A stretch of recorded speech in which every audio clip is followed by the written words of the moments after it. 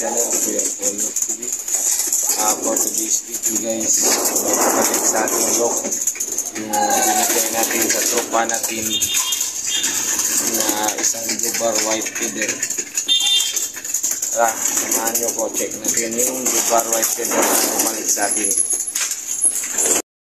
Magandang hapon sa lahat guys. Ito yung Dubar na bumalik sa ating guys, anak yan ni Pahak at sa ni Kuan imported line. Yan ang bumalik sa atin guys, yung warriors natin. Baka isa yan sa isasali natin sa ano guys, sa fun race sa darating na linggo. Yung Dubar na yan, ayan pala yung Dubar white feather. Akit pala tayo guys, may isa na naman tayong magkinamahan sa ito. Yung pambato natin sa Honda Click, ibababa natin yan mamaya guys. Kinamaan ng sakit. Inom na ako ng gamot. Ito yung gamot. Inom na ako ng gamot guys para sa mga sakit-sakit sa ano. Pero may yung ibon natin dito. Isa din ito natin isasali sa pan race. Yung ibon natin isasali natin sa pan race. Ito rin sasali natin sa pan race. Si Bordagol na kabande dyan ng MHPPR.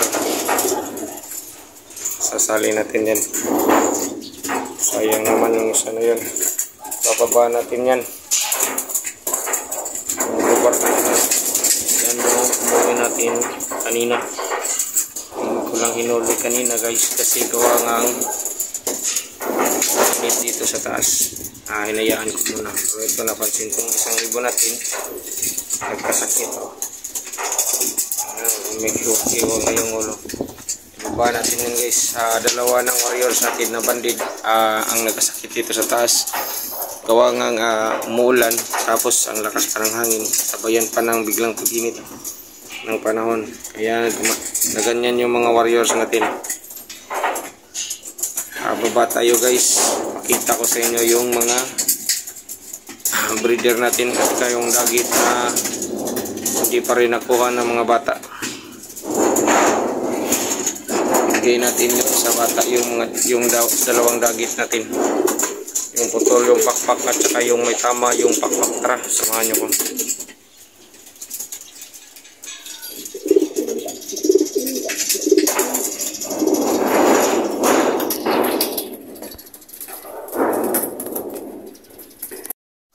At nandito na tayo sa baba guys. Niwalay na natin yung warriors na nagkasakit guys. Dyan na muna siya. Gamatin naman na natin. Yan ka muna. Pandid yan guys ng Honda Click.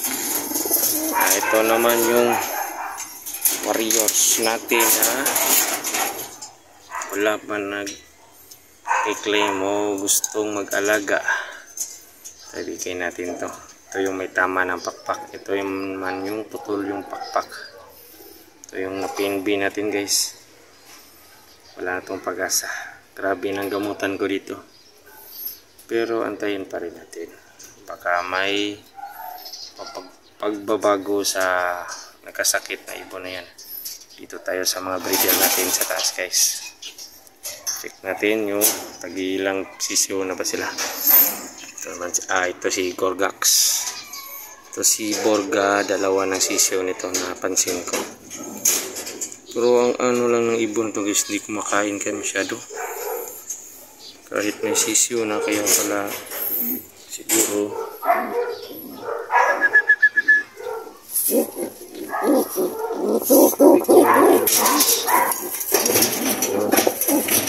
tawa na yung sisiyo na yung Gorgax guys. Gorgax sinabahan. Antay sa kabila.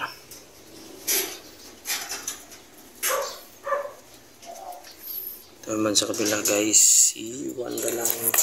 Stock imported line.